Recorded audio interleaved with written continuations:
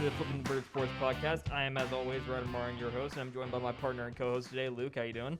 I'm doing great. Not much right now in this dead week of sports, these last couple weeks. Nothing too exciting going on. Of course, we don't have football. Haven't really had basketball. I mean, just one game in the last, 10 days or whatever. But, we'll try to make the most of it. Right, we still got a lot to get into, of course, on the UTSA side of things. Starting, of course, with the biggest story of the week being UTSA baseball. I know we kind of talked about them last week, maybe it's a little early to start, seeing what they are. Well, it's still probably too early, but they got off to a really great start so far. They're up to 7-1 on the year. We're perfect 5-0 since the last recording session we did. Weekend series sweep of Seattle. And then most impressively, and of course, the upset win over number 2 Stanford on Monday in extra innings. So, Luke, what did you think about the team this week? We definitely kind of understated how great our hitters are so far. We outscored Seattle 34-5. Just awesome performance by them. Of course, it's just Seattle, but we took care of business like we should have. Luke Malone and the freshman Braden Davis.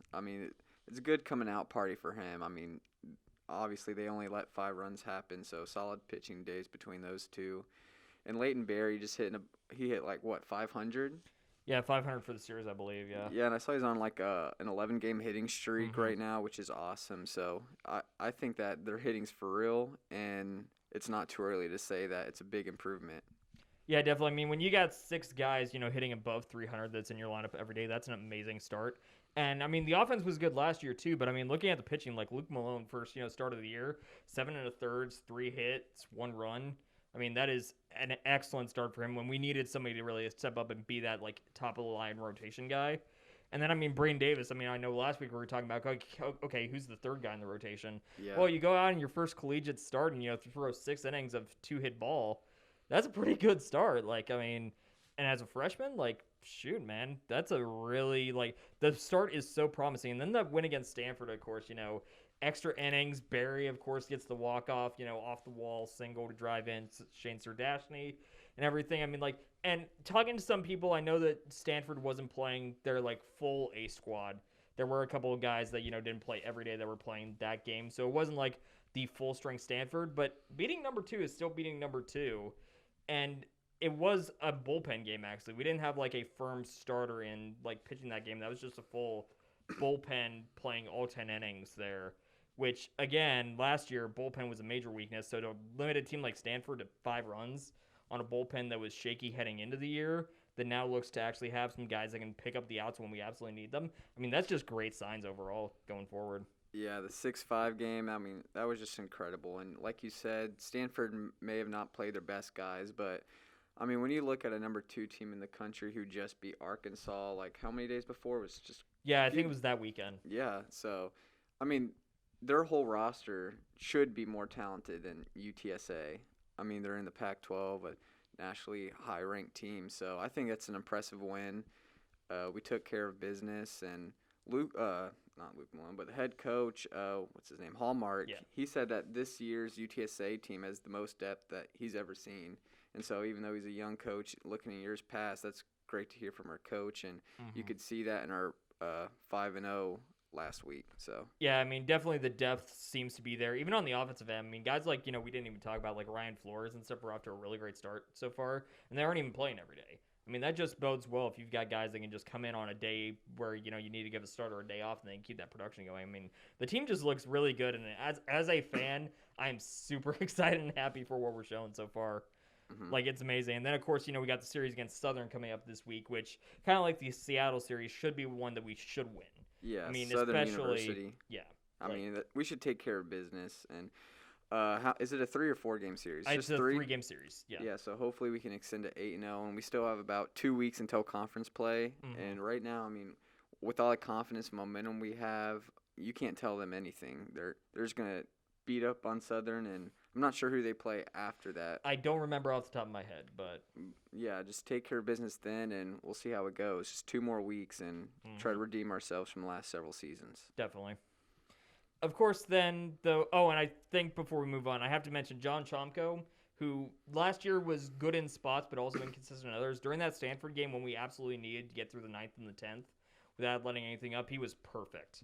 He allowed 1 base runner on a walk, I think, but other than that, it was just 6 outs. especially in the top of the 10th, just 1, 2, 3, got him down. I mean, like, that is awesome to see from him. Because last year was a bit inconsistent. He had games where it was really good, and then there were other games where it was just really bad. So to see him kind of come through in the clutch against a team like Stanford, that's just awesome to see. Just had to point that out. Yeah. And everything. So moving on from baseball, of course, we have to talk about something a little less fun, which is UTSA softball, of course. They were competing in the Texas Classic this past weekend, and unfortunately got kind of mauled a bit, of course. They played a really competitive game against number 22 Arizona State, 4-7. They were tied up in that game heading into the fifth, and then they just kind of let it go at the end. Unfortunately, though, everything kind of fell apart against number 23 Texas, of course. They got no hit by Sophia Simpson and lost 0-8 in a mercy rule in the sixth. And then in the last game of the Classic for them against Tulsa, of course, they were tied 1-1 heading into the fourth, and then big fourth inning really killed them, and they lost that game in 1-6. So, I mean, kind of a bit of a rough Texas Classic, right? Yeah, we got absolutely murdered in the Texas Classic. I think we were outscored 21-5, so only hitting or getting 5 runs. It's just not acceptable, quite honestly. I think looking around, they should be competing with those other teams, even if they're losing. I mean, only getting 5 runs and letting 21 happen is just not okay. But if you want to look on the bright side, I mean, everybody that you just named is young. I mean, you go Sophie Campbell, she's a freshman. Jamie Gilbert's a sophomore. Alexa Williams is a sophomore. Tatum Seth's a sophomore. And looking at the roster this morning, of their 21 players on their entire roster, 14 of them are a freshman or a sophomore. So that's great looking for the future. And that can be promising if they go into conference play and lose close games or just learn how to win and get momentum. But, yeah, the pass is inexcusable. But if you want to look on the positive side, they are a young team. Yeah, I mean, that's really what you have to do when you have young teams like this is just kind of recognize, okay, are we losing in the moment? Yeah, it sucks. It's not fun to talk about.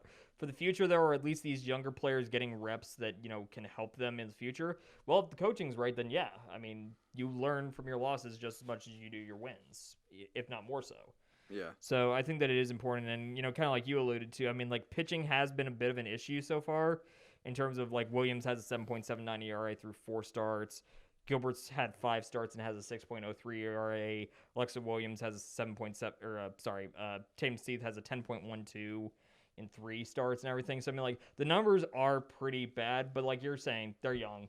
They'll learn. Yeah, they're young. That's the only thing you can do looking forward. And the next series they're in, or the tournament, what's it called? The Burner Invitational? Yeah, the Burner I'm Invitational. terrible in the pronunciation of it or everything. Yeah, it's hard to pronounce. But, I mean, it is teams that they can try to be competitive with. I mean, you got they're the teams we're successful against. So Northwestern State, they're 10-6, but all 10 of their wins are against like directional schools like Southern, Eastern, Mississippi, like just random teams. And then UTA, who's 6-7, they did beat Baylor pretty good, but again, Baylor could have not had their best game. Could have been a fluke or not play their best players. It's baseball and softball. It's volatile. And then they play something called Fordham, who's 3-8. So I mean, if they take care of these teams, I mean that could be momentum, or just don't get murdered. Don't only get 5 runs and get outscored by 16. Yeah, so. I mean, we looked really good against Green Bay, which is the type of team we're probably going to be playing in this upcoming Invitational. We beat Houston Baptist yesterday 9-1.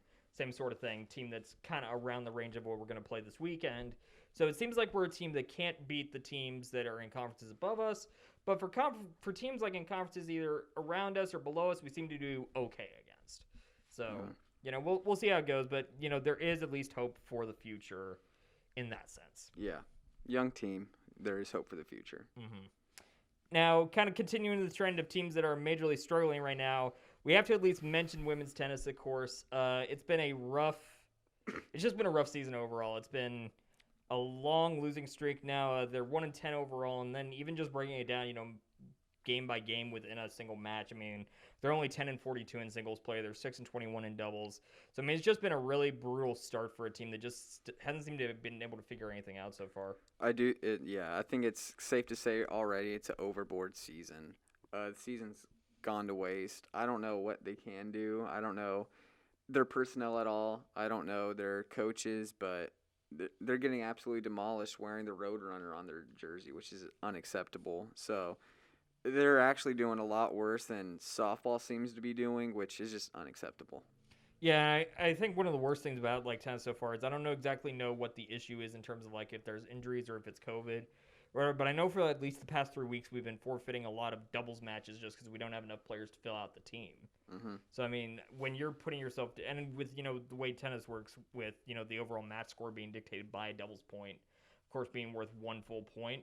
I mean, when you're already giving up the doubles point, before the match even really gets started, I mean that just really hamstrings what you can do in the actual match in singles play. And we aren't winning singles play either, so it's not even like, because I remember last year, a lot of time we would win the doubles point and then singles would kind of hurt us, so this match scores would at least be closer. Well, we can't even get the doubles point because we can't even field a full, six woman roster. Yeah, I was saying that there was like postponed games and canceled games. Yeah. Like, it's just pathetic. It's brutal. It's something that probably shouldn't be happening. So, I mean, you're probably right in that the season's probably over. There's not really much you can turn around in this amount of time left. The only thing you could really hope for at this point is, build a little momentum for next year, maybe scrape out a win or two end of the season and make yourself feel a little bit better about how things go and, just take it into next season. But as far as like the grand, scheme of things for this year, we're pretty much done there. Yeah, exactly. And it's the mediocre teams too. That's what's not acceptable. I mean, you could at least look at the UTSA softball, and even though we should have more Roadrunner pride, I mean, they're losing to Texas or whoever, New Mexico, whoever it is, but we're just losing to like Rice, and we're getting murdered by these people. Yeah, when tennis doesn't play a traditional conference schedule, quote unquote, but I mean, they are teams within our conference. Yeah, exactly. And when you're getting smashed by teams in your conference, that just hurts. Yeah, exactly. Brutal. Now, on the flip side of things, of course, the men's tennis team is doing pretty well so far this year. They're up to 5-3 on the season. They took second place at the HEB Tournament of Champions. They lost in the finals to Louisiana Lafayette 3-4 in the match score. Really close game. But we're up to number 62 in the ITA tennis rankings, the International Tennis Association. Yeah. So, I mean, I think that we're off to a pretty good start there. We're definitely off to a better start than women's tennis, but I mean, if you look at the schedule, it's some random schools. I mean, looking at it, there's University of the Pacific on the schedule. Had the road swing against UC Santa Barbara and everything. Yeah, UC Santa Barbara. I mean, who in the heck are these teams? But like you said, you can only do what you can. You play your schedule. On your schedule, exactly. So, ranked number 62, of course, we'd like to be a little higher, but at least we don't have two awful tennis teams. They seem to be taking care of business for the majority, and I mean, second place at a tournament's not too bad. Yeah, we'll take that feather in our cap. We obviously, I mean, it was a close match. It literally came down to the last game of the tournament and everything. So I mean, like, it was close, and it was a heartbreaker to lose. But I mean, second's fine. Right. We'll take second. And then of course, kind of when we're recording this, UTSA basketball and UTSA women's basketball haven't played their next games this week against North Texas, and I think it's North Texas as well again on the men's side and the women's side. Yes, North Texas tomorrow at 7. Yeah, which you will be, of course, covering. Right. But we do have some UTSA basketball news, of course. While Keaton Wallace has been absolutely obliterating the G League right now, he actually had 31 points again last night. Yeah, just absolutely tearing it up. But his running mate, Javon Jackson, has been rehabbing an injury, and he actually finally signed with his first professional contract this week. He's signing with Basquet Menorca of the LEB Plate League in Spain. Yeah, I've always thought Javon Jackson was the better player of the two. I did think he played the biggest role on our team. That's really good for him. He was a great, solid player. In his 4 years here, he went from 18.4 points a game to 22.9 to 26.8, and then he took that backseat his senior year, going back to 19.9, shooting 35 to 36% from the three-point line, a career 42% from the field, and over 80% from the line, free throw line. So he's career over 22 points per game, which is awesome. And I think he's only 6'2", 6'3", maybe. He was undersized in terms. I thought he was a little bit smaller than that. He was more of like a standard point guard size. Yeah, but I mean, going to the team he's going to is more like a club level team. But at that level, it's still 6'2" is a pretty good point guard, and he plays fast, and he obviously can shoot pretty well. Only 42% from the line because he is out in the field because he's pretty out of control down in the paint. But I mean, he's just shooting over 80% from the free throw line and close to 40% from the three is awesome. Yeah, he has a game that will definitely, I think, serve him well in the international scene and everything.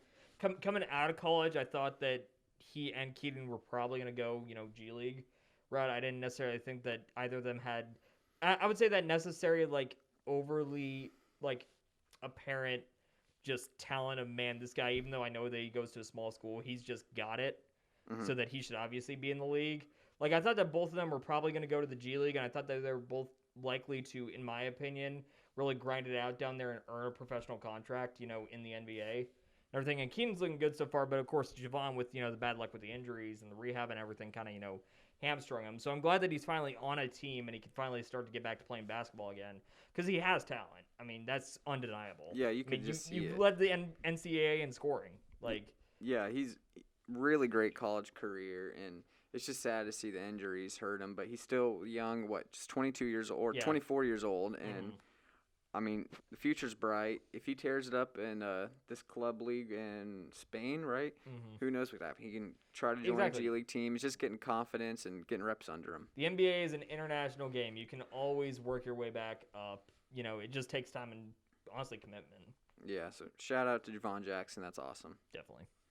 All right, so that's pretty much all we've got for UTSA news this week, Luke. But of course, we actually have a couple of different debates, of course, that I wanted to get to this week. So NFL free agency, of course, is coming up now in 2 weeks. Hmm. And last week, of course, Aaron Rodgers was kind of setting the internet media on fire for like a 12-hour period there with the Instagram posts he was putting up about, all of his, like, I'm so thankful for everything. And it really was kind of reading like a retirement post in a way. And then he came on, the next day and said it was nowhere near a retirement post. So we still don't know anything about where Aaron Rodgers is doing this year. But I wanted to kind of get your, feeling. Starting with Aaron Rodgers, and then I also want to touch on another quarterback in the NFC West a little later.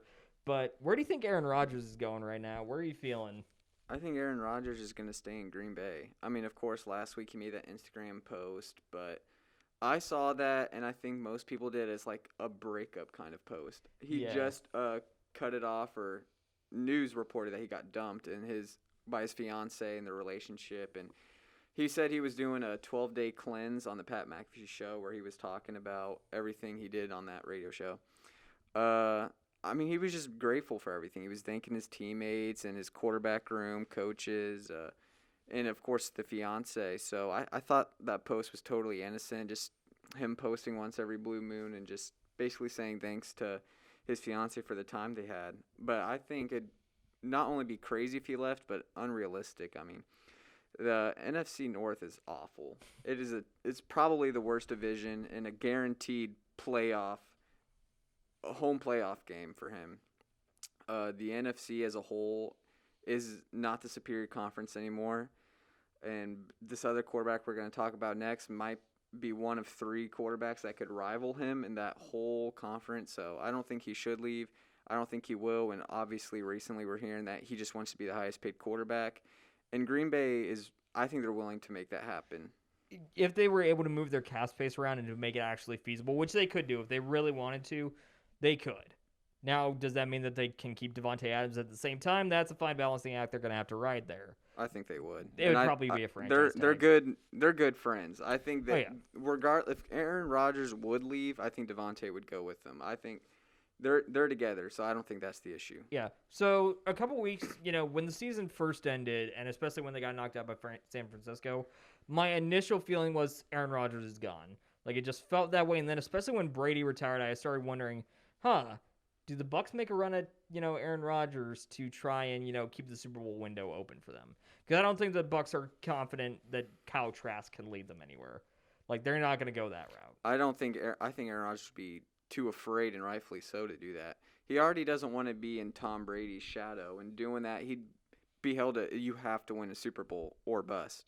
You'd have to win it, and I don't think he'd want that. And so that also eliminates retiring, because not only did Big Ben retire, Gronk most likely will retire, but Tom Brady retired. So he's not going to get any sort of recognition at 5 years from now when they're inductee to the Hall of Fame. So I definitely don't think he's retiring, and people like to say Denver because of their hire, which I guess sure, but that division might be the toughest in the NFL. I think at this point right now it is the toughest division in football. Yeah, with Patrick Mahomes, Derek Carr, Justin Herbert. I mean, he's going to go in there and just compete for basically second best. People are saying Denver's roster this year is just like the Buccaneers roster from 2 years ago when Tom Brady took it in and automatically Super Bowl level, but I don't think so. I don't think so. I feel like the wide receiver room is worse overall. Like, they don't have a Mike Evans really that's established I mean, of themselves. course they have Jerry Jeudy. I'll take him over everybody else, but the 2 and the 3, no, I don't see him leaving. Yeah. I think it's and the defense foolish. is fine, but I don't think it's as good as Tampa's is,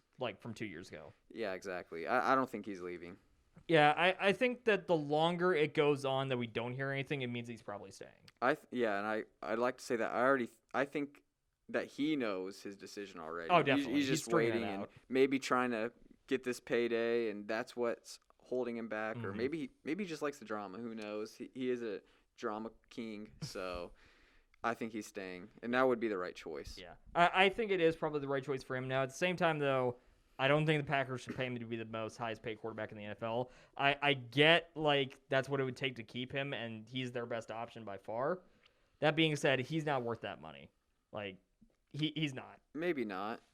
Probably not. And I saw a stat recently that Tom Brady has been the highest paid quarterback in a Super Bowl winning team, as he only took 12% of the whole capacity. Aaron Rodgers getting $50 million would be like almost 20%. So that doesn't make sense at a winning level, and he most likely wouldn't win a Super Bowl. But I still don't see him leaving. And even if he does get paid that money, I mean, it is a good service. He won 4 MVP, so. Mm-hmm. And then, of course, we got to turn our attention to the other quarterback that, had all these rumors kind of flying around them, early in the offseason was Russell Wilson. Mm-hmm. Is he leaving? Does he want to stay with Pete Carroll anymore, et cetera? It seems like in the last 2 days, it feels like it's almost kind of quieted down. I was reading on Tuesday that Russ said he doesn't want to leave the West Coast. And I was seeing Pete Carroll today talking about, we've gotten trade calls for Russ, but he's not going anywhere. We don't want to get rid of him. I mean, you're always going to get trade calls for Russ. When you're a great player, you're always going to get calls. He can't leave because he is under contract until 2023 season. Then he could leave potentially. And the only speculation people will say is his wife, get his wife to New York, or just run away from Pete Carroll. One, I think that if the Seahawks came down to it, they'd get rid of Pete Carroll far before them getting rid of Russ Wilson, which I think smart anyway. Pete Carroll's defense is not the same, and it's literally gotten worse the past 7 or 8 years. Defensive coaches really don't work out anymore. Of all 14 teams that were in the playoffs last year, there was only 11 coaches, or 11 of those coaches were who you'd say are offensive coaches. I mean, you had Sean McDermott and Bill Belichick and Mike Tomlin. Sure, those are defensive head coaches, but 2 of them lost in the first round, and the Bills are just awesome. So I don't think defensive head coaching is the way to go, especially in that division where it's all offense. And I'll take Sean McVay and I'll take Kyle Shanahan over Pete Carroll any day. And they still have to fix things on their offensive side of the ball, and it's just a mess. But I do think he's staying, and if it came down to it, Pete Carroll would be gone tomorrow. Yeah, I think that Russ also stays, but I do agree with you in that they have a lot to fix over there. It's not like, Russell Wilson stays, we're fine.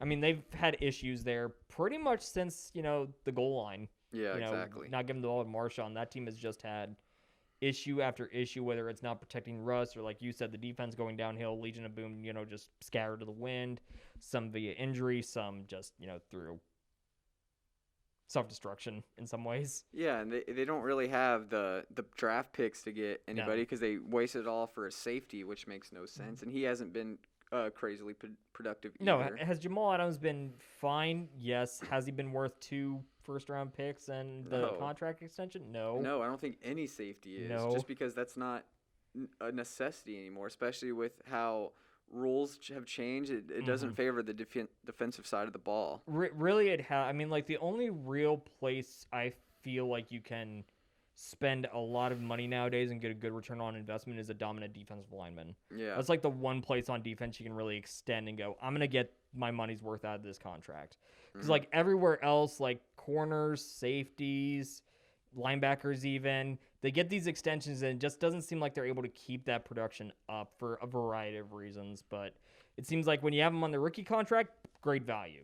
As soon as you extend them, not so much anymore. You're not getting that return on investment on them. Yeah, the NFL is a salary cap league, so you've seen a common trait the last several years that you want to win early with your quarterback. I mean, all quarterbacks who went deep besides Patrick Mahomes were on a rookie deal, and Patrick Mahomes won a Super Bowl while he was on his rookie deal, with the exception of Matt Stafford, of course. But in 2 to 3 years, they're going to be a tire fire. Because everybody's either going to be retired or leave for big money, and they gave up everything to get Matt Stafford. So you want to win young and go all in now. That's what the Bengals should be doing. And Seattle, I just don't know how they can overcome this, but I don't think Russ Wilson will leave. I don't think he could if he wanted to, at least this season. But yeah, I think he's wearing a Seahawks jersey in the fall. I agree. Now, that being said, if he were to go anywhere, I'd like to see him in Tampa. I think that'd be fun to see. He's not going to go there. He's not leaving, but, I mean, I think it'd just be kind of fun. Yeah. If he were to leave, I would predict that he'd go to the New York Giants, big media capital for his wife. And they do have pieces that I think would be a lot better than those two options because I think Tampa's about to blow up like I predicted the Rams will in a couple years. But, yeah. Yeah. And then, of course, I guess we got to turn to another quarterback in the NFC West. Not necessarily about where he's going, but just the trials and tribulations of the Kyler Murray and Arizona Cardinals saga and all that. With the, anonymous reports coming out after the playoffs of, the Cardinals leadership is, questioning whether Kyler is mature enough to lead the team to the Super Bowl. And then, of course, Kyler removing them from his Instagram. And then the Cardinals Instagram removing everything but Kyler Murray photos. And then Kyler Murray's agent dropping the essentially ultimatum on Twitter earlier this week about, Kyler wants to be in Arizona. That being said, he wants a contract extension. So, I mean, what do you make of this whole really irregular approach to things? Yeah, and I don't even think it's a speculation anymore because Larry Fitzgerald flat out said that he's not. I think it was his dad. Well, it's his dad seconded him and went straight for Kyler, said he's not a good leader. But Larry Fitzgerald said that Kyler Murray isn't vocal. He's not the guy in the locker room. But yeah, his father, of course, went straight for Kyler and said Kyler's not a leader, which I think is obviously not good. But this is just quarterbacks nowadays. I mean, they're all dramatic. They're turning into NBA stars. They want the money. And Kyler Murray's small. He's already been hurt twice in the 3 years he's been in the league. So I understand why he's getting his money. In the playoff game, he didn't even want to run. He was saving his body. May have cost him the game. Who knows? But I wouldn't do what Kyler's doing, but I totally get it. And they're not going to win anytime soon. That division's awful, and he's just too small. So he needs to get that money now.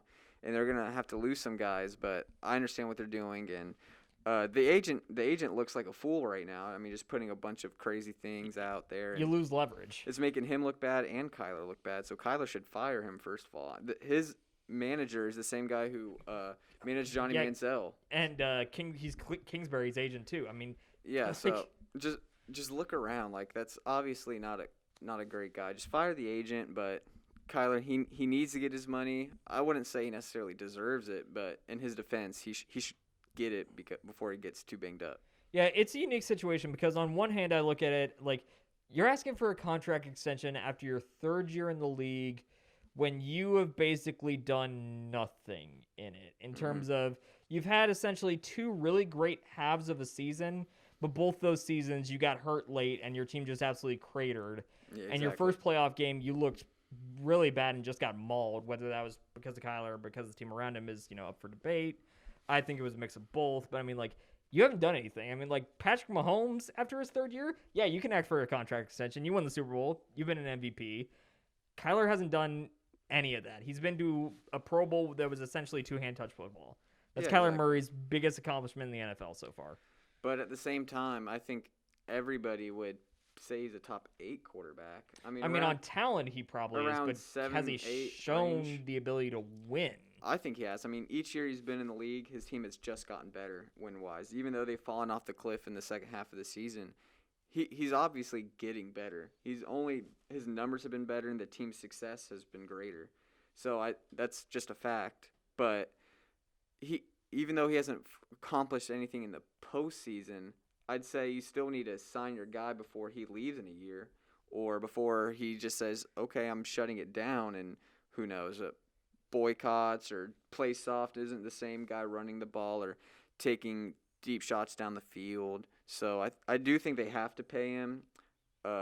Probably not as much as Kyler thinks he's going to get, especially with the manager just making a fool out of himself, but he's going to get paid, and he should not. He shouldn't be probably above 42 to 45 million. Yeah, Definitely. I mean, he shouldn't get Mahomes money. He probably will get far around. from that. Far He'll from get that. like Dak money probably, just because that's the market. I mean, but Dak's still like the second highest paid Dak's player overpaid, right now. but I mean so that's. I don't know. Make him like the fifth highest paid quarterback, and I feel like that's justifiable. And don't make it a long-term deal. I don't know exactly if Kyler wants money now or just long-term. Security, yeah. Yeah, so I do understand where it's coming from, but. Yeah, I think that, the Cardinals are in a weird position of like, okay, like, do we really want this guy? I'm not sure if the Cardinals know if they really want him, especially with like the demands he's making. But at the same time, who do you get besides Kyler? I mean, like, their quarterbacks before Kyler came were awful for like everybody before like after Carson Palmer. It was a wasteland in Arizona. Yeah. So I don't think Arizona wants to go back to that. So they want to keep Kyler, but I don't think they want to spend the money that Kyler wants to be spent on. And he's an injury risk. Kyler's been hurt all 3 years he's been in the NFL, and 2 of them have actively hurt his game to the point where he isn't the same guy anymore. He's not a top 8 talent when he's hurt. Like, It's not like some of the other guys where you could look at Mahomes and go, okay, if Mahomes gets banged up a little on like the legs, he's got such a great arm. He could probably play just fine. He wouldn't be the same quarterback, but he would be pretty dang effective. But you look at somebody like Kyler and you see him get hurt, and you watch him afterwards, and you're like, this isn't the same guy anymore. It's just because he's just so small. And people like to say the reports that, okay, he's just going to go to baseball. I don't think that's going to happen. He shut the door on baseball as soon as he, left the A's. Yeah, I mean, he said himself he didn't shut the door on going back. Like, he could go back whenever, and he is talented, obviously, but I don't think he would leave. And he, as a quarterback in the NFL, he'd make a lot of money. So I just think it's a matter of when, not if. And I mean, he's kind of he needs to have the same mindset that Aaron Rodgers should have, is if he takes a big payday now, he's probably not going to win a Super Bowl now. Yeah, exactly. Win while you're on this rookie deal. They already seem to have gone all in. Just stay healthy throughout the year. And, I mean, a couple things go differently, and you might be in the NFC Championship game. I mean, if J.J. Watt doesn't get hurt, I mean, I think the Cardinals finish winning the NFC West more and than likely. D-Hop, yeah, they just had that a bunch of offense was injuries. completely neutralized as soon as D-Hop got hurt. I mean, they literally went, what, they started 8-0 or 9-0? It was I think it was 9-0, and then they went 1 of 6 down the stretch, I think, was their last 7. Yeah, the only one was against the Cowboys. So I think give it one more year. Give it one more year. Keep your manager quiet, fire him, do something else, but give it one more year, and then rightfully so, he should get paid. I would agree. So moving on to the basketball, of course, the NBA is just coming out of the All-Star break. I was actually talking to my younger brother the other day about this, and I also kind of saw it on Twitter. But I wanted to ask you, and I know that we kind of talked about this a couple days ago, actually, or at least what I think is going to be your answer. I'm looking for what is the biggest what if in NBA history, Luke? Yeah, I honestly don't even think this is debatable. I think it's the Oklahoma City Thunder, especially from the 2011-2016 range. Just everything they did in the postseason, I think, would beat any other team or single players what if. And I don't know who exactly to throw them up against because I genuinely don't see it as a competition. But, I mean, it's just sad to say because, like, everybody grew up watching them in our era and they came so close. There wasn't a team that came closer than they did and for as long as they did. So, I mean, who would you say? I mean, I'm looking at it, and I had 2 candidates. I think I'm going to go with the Chris Paul trade that got vetoed by the NBA commissioner that was going to send him to LA to go partner up with Kobe there. Because, I mean, that was right at the, like, tail end of, like, when Kobe was really dominant, that 09-10 season. It's where they won back-to-back. And then they were looking at getting Chris Paul the next year and everything. Yeah. And I look at it like, man, if Chris Paul had gone there, does Kobe's body hold up just a little bit longer? Does the point guard kind of help him out? And do they stay solid? That's, to me, like one of the bigger what-ifs, especially because it was the league that got in the way of it. New Orleans was all set to ship him out to L.A. to be with Kobe and the Lakers. It was all set to go, and then they vetoed it, and Chris Paul ended up on the Clippers. I couldn't disagree more. Kobe, nothing could have prevented how big a shell of himself he was those last several years. He was injured. He broke like dang near every bone in his body those last years. I think without Kobe on the Lakers and Chris Paul on the Clippers were a way better team than the Lakers. I mean, the young Blake Griffin, DeAndre Jordan, J.J. Redick, Matt Barnes. I mean, you could just keep going on. Lakers won. Derek Fisher left to go to the Thunder. Pau Gasol was an injury machine. Andrew Bynum was so wishy-washy. Those teams were not that good. And, of course, I think Chris Paul, I just don't know what they would have done that the Lakers didn't already do. They still made the playoffs, but they just kept losing in the first round until 2012 when they lost in 5 to OKC. Meanwhile, the Clippers, they went to a Western Conference Finals. They went to 2 straight semifinals, so they were getting out of the first round. The Clippers were a far better team than the Lakers were. Of course, it's cool to say that, it could have been Chris Paul and Kobe, but Kobe was not the same player after 2012. Meanwhile, the Thunder from 2012 to 2016 made the Western Conference Finals 4 times. The only time they missed is when KD and Russ got hurt in 2015 season. They made the finals in 2012, and of course, when you make a finals so early, kind of like the Bengals did this year, they'll be back because this is their first couple years. They'll be back. Yeah, you got 2 MVPs. They would still go to the Western Conference Finals, like I said. Of those 5 or 6 years, they went 4 times. Meanwhile, the Clippers made it once. The Lakers never went back. Or any other team you can look at besides the Miami Heat and the San Antonio Spurs in that time frame. Nobody else was even close. You can look at the player aspect and say, they had 3 future MVPs, Kevin Durant, Russ Westbrook, James Harden. So that's a crazy what-if because they obviously had 3 players on the top 75 that the Lakers wouldn't have, or neither the Clippers. So I think that kills that argument. And I feel like you can't say what if to a team that never did anything. What did the Clippers do? Their only success was getting above 55 wins. So I just don't see it. The Thunder, if you had less than 55 wins, it didn't happen because the only time that happened was 2015. Yeah, I think I look at it like, so OKC is obviously a great choice, I think. You look at those guys, you bring it up already, you got the MVPs and everything. When I look at OKC, I wonder if Harden could be that guy if he was still on the Thunder or if he needed to leave to kind of spread into that because he was their 6th man and Harden won the starting role and everything. So if they give that to him, I'm not sure if those 3 guys can coexist on one team together and be that effective. They probably can't. But like I said, from 2012 to 2016, James Harden left after 2012, and they still made the Western Conference Finals 3 times. They were so close. So you just needed 2 out of the 3. Yeah. And you can argue that Sam Presti's biggest mistake is signing Serge Ibaka to that deal instead of James Harden or picking Russ over KD. But if you have 2 of those 3 players, you're going to win a title. 3-1. You could just go on and you on. could argue that, 2 superstars was enough to win the title, 20 years ago. But, it was the Big 3 era starting, from about 2008 with the Celtics onwards. You needed that 3rd star to get you that title, and OKC lost that with Harden. But you look at – I couldn't disagree more. The only Big 3 in that era from 2012, 2016 was the Miami Heat, who were broken down. And after 2014, LeBron left them. So that the East was wide open to beat whoever that came out of there, which obviously happened because the East only won 1 title in that 8-year stretch. So I don't think you can look at the Eastern Conference because that was the only side that had a Big 3. The Golden State, they were too young yet. And then, sure, you can look at the San Antonio Spurs. They were old, and the Thunder had already proven that they could beat them. The Thunder could beat the Spurs. So I don't think, you only needed it. It wasn't the Big 3 era because they dominated every other team.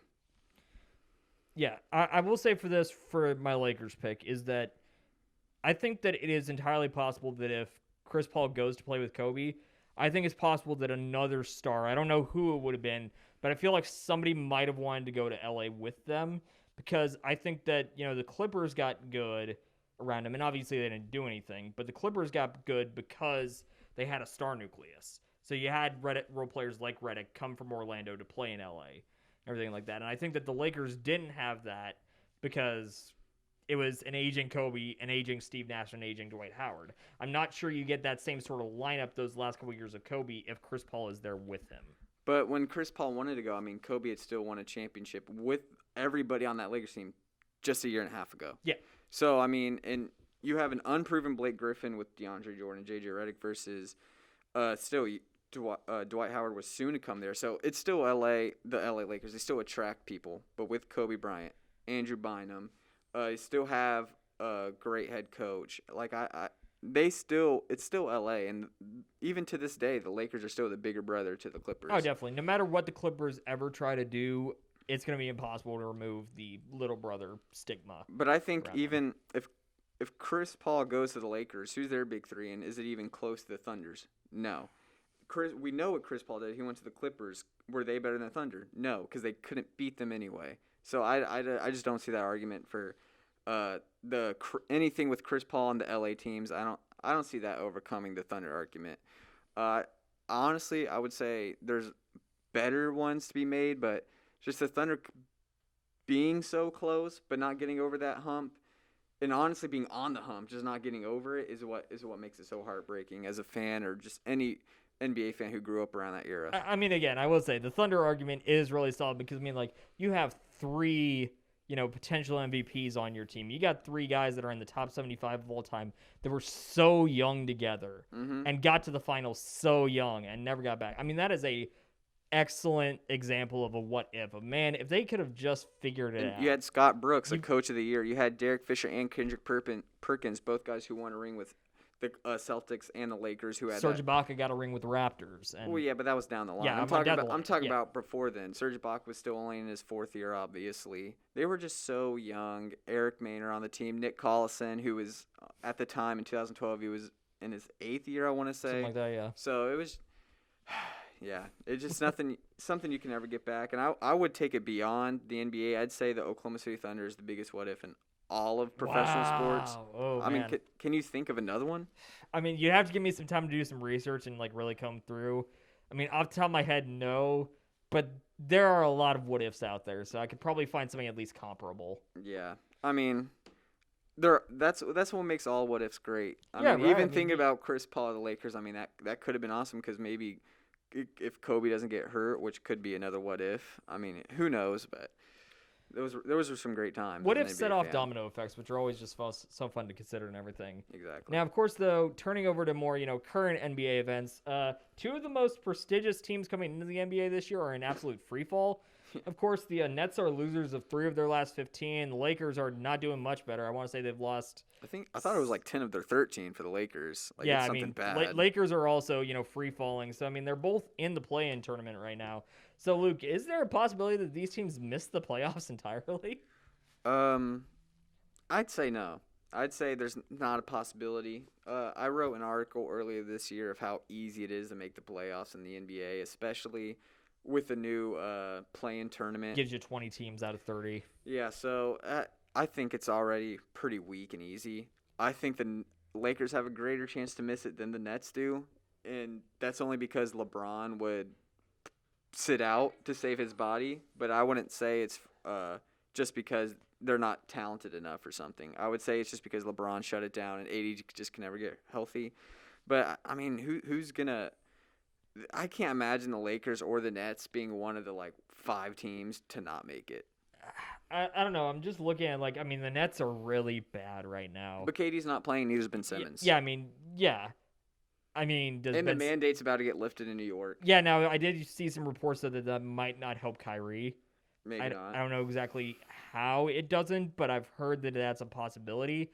So, I mean, Kyrie could still be out or, in and out and everything. I think that the Nets probably are okay just because, like you're saying, they'll get KD back, and I know that they'll get KD back sooner. I don't know when they're getting Simmons back at this point. I know that he was dealing with some back discomfort. Yeah. During practice and everything, but I think that the Nets, especially because the East doesn't have a lot of teams behind them that are really pushing them, are gonna be okay. But I'm looking at the Lakers right now, and they've got LeBron, and they are just faltering at every. I mean, they got blown out by the Pelicans 2 nights ago. The Pelicans, they should have won last night versus the Mavericks and just found a way to lose, like they've done every single game they've been in. It seems like.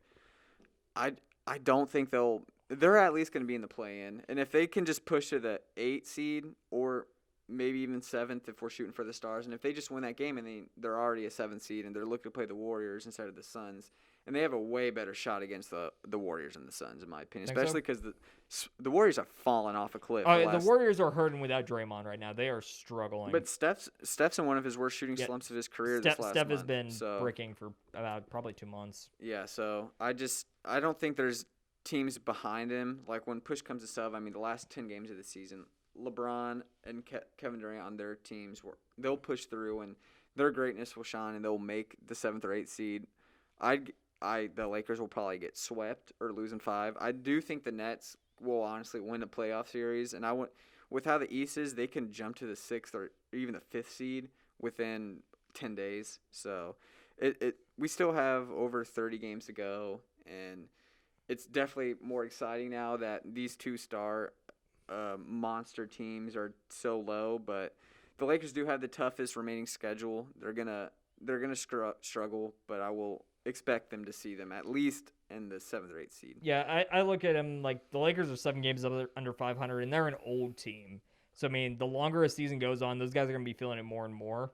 I mean, they're already hurt. Yeah, they're really going to need to rely on like guys like Reeves and Stanley Johnson to be able to eat up some minutes because Carmelo Anthony isn't going to be getting any fresher this season. LeBron's 37. I mean, we know he's a superhuman and, seems to just be immune to buckling under carrying a team on his back. I mean, he used to until the Lakers. I mean, this is his 4th season with the Lakers, and in 3 of those seasons he's missed at least 20 games. So I wouldn't even say he's this Superman anymore. He's getting banged up just because he's old. Yeah, and then, I mean, Russ is just, a non-factor at this point in most cases. Yeah, he has some games where he looks fine, but there are a lot of games lately where it's just like, man, that is rough. Yeah, and being a diehard Russ fan, this is nothing new. I've seen him do this for about 8 years now.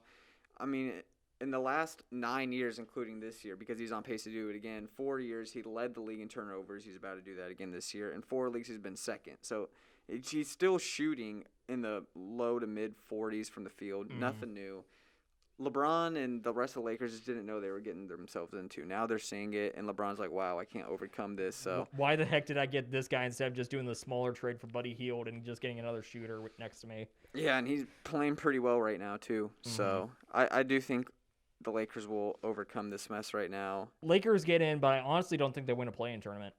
You don't think so? I don't trust the Lakers in a single game series against anybody above them right now. Oh, I don't trust them at all, but I just can't see it. I think they will find a way. It just sounds weird to say like LeBron's going to get knocked out, right? Yeah, like just so basically early. Not be in the playoffs. Like he's going to go to this weak loser play-in tournament and lose and not even be a top.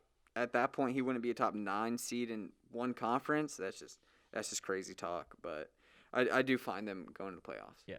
And then last thing we have to talk about this week, of course, is some terrible news out of the sporting world with the MLB not coming to terms on a labor negotiation and a new CBA agreement, meaning that the MLB season's locked out. They're canceling regular season games now. First 2 series are gone. So, Luke, what are your thoughts on the lockout in general? I think it's terrible. This is the first time it's happened since 95, I want to say. 94, I think, was the season, 94, yeah. Okay. Yeah, the owners they're just selfish. These players just want to play. And on another topic, I don't know why everyone's saying they're going to stop watching baseball because NFL had one in late 90s. The NBA had one in 99. That doesn't stop anybody. No. Fans are going to watch the game. Even though baseball's dying, they're still going to get their money. They're still going to get their views, whatever. But it's just sad to see as a sports fan. You want to see them play. Feel bad for all these players who've been working all off season long. It just stinks that the owners and players going to compromise. Yeah, I think, looking at it, there is something to be said of, negotiation is a two-sided thing. If the players really wanted to play, they could have taken what's on the table for them. But, I mean, that's just not good negotiating. And, I mean, what the owners were throwing out there, I mean, I don't have the numbers in front of me, but what the owners were demanding in terms of what they were giving up versus what the players were being asked to give up was just completely out of whack. I mean, when the owners are claiming, oh, we need a bigger share of the revenue pie, we were really hurting these last couple of years. And they're all billionaires. And they're all billionaires, and baseball is recording record revenues over the past, 10 years. Obviously, COVID and everything kind of hurt them the last 2 years. But that hurt everybody, and that hurt every sport. Fine. Yeah, owners should not be, sitting up there, complaining that they need more money, especially when they got a new media rights contract that's going to be coming in 2 years. It's going to just grow the, revenues they're getting exponentially. So, I mean, looking at it, I'm just disgusted with the owners at this rate. Yes, players, obviously, I wanted to see them out there and, they could have done a deal. But, I mean, you can't capitulate to the owners as much as, the owners were asking the players to do. And looking at it, I mean, it's a failure on the owner's part. I think it's an absolute indictment on Manfred as the commissioner. He should have been working way harder at this instead of – essentially, they let the players just kind of sit cold for 2 months and not even try to work anything out until basically 3 days ago which is not how It's too late. Yeah, you don't negotiate in good faith like that. And now all the owners are trying to play the victim card, Exactly. which is just absolutely ridiculous. I listened to Manfred's press conference yesterday after they canceled games. I was about ready to throw up like after midway through. I can't stand the guy anymore. I mean, like, he is the Grim Reaper of baseball because he's just trying to kill the game, which is not what a commissioner is supposed to be doing. He's supposed to be growing the game and making it strong, and he's not doing that. And then, I mean, again, like you mentioned, though, just from the player's perspective, it's just sad that they aren't going to get to play, games right now, which we don't know when the lockout will end. Yeah. I mean, you're missing out on prime Mike Trout. You're missing out on Shohei Ohtani.